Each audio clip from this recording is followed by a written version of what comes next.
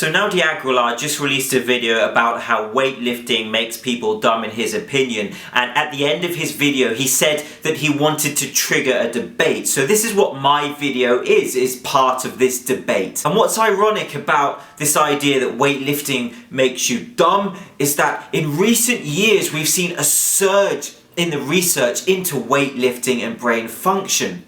And this is partly due to this aspect of mental health becoming more accepted in society. It's no longer so much of a stigma, and we've seen supplements developed such as nootropics for brain function. We've seen research into testosterone for PTSD, and all sorts of research into brain function, intelligence, mental health, mood. And so when I watched his video, instantly I'm thinking about when you weightlift, what are the effects on the brain and on the body? And I'm thinking about hormone production, especially when you're doing heavy compound lifts. What about norepinephrine, which is linked to depression and mood and stress? So that instantly I come to these sorts of issues. And really the more that I thought about it, the correlation between physical weightlifting and brain function is never ending. But forget hormones and norepinephrine and all these sorts of issues and substances.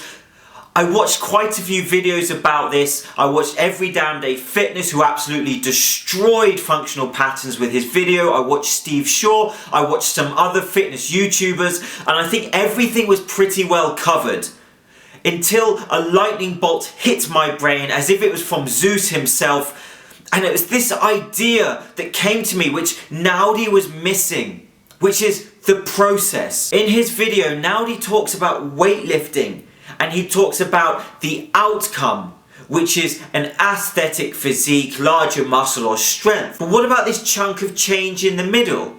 The process from weightlifting to the outcome, the stimulus which causes the response. For me, this is essential in this debate. There are many types of intelligence, as we know, and in my opinion, kinesthetic intelligence is just as valid as anything else. Now let me explain what I mean about the process and why I believe that this is a form of intelligence and why this is a form of training for your brain and developing brain function. When you are weightlifting, you are developing and training motor units, you are training schema, you're training muscle memory, you're training muscle fibers. This all correlates to brain function and intelligence. You are developing your brain with these activities. Now you could say to me, well, this might be for beginners, the training of your body and your mind in this way. But no, let's say you're an advanced lifter.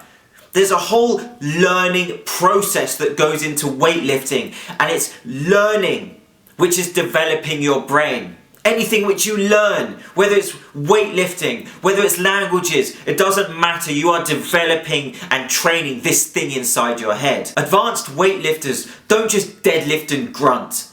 What they have to do requires a constant process of learning and development and change, which of course requires mental focus and clarity and good mood and intelligence. For example, periodization constantly has to happen in weightlifting for adaptations to occur, as does a change in your weight and your reps and your sets, and your deloading weeks and your maximal lifts and your change in your grip and your change in the position of your feet. There's a whole host of issues that have to be developed, and this is helping you with your decision making, your mood, your mental clarity. It's a learning process, and in my opinion, this is what Naudi's video missed, this whole process of learning which develops intelligence. So when you think about weightlifting with intelligence or cognition, you can look to many studies which are coming out. You can look at the physiological effects, the hormone production or epinephrine,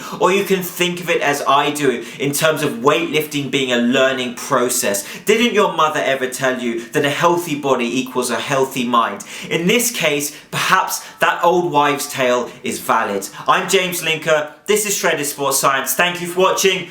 See you soon.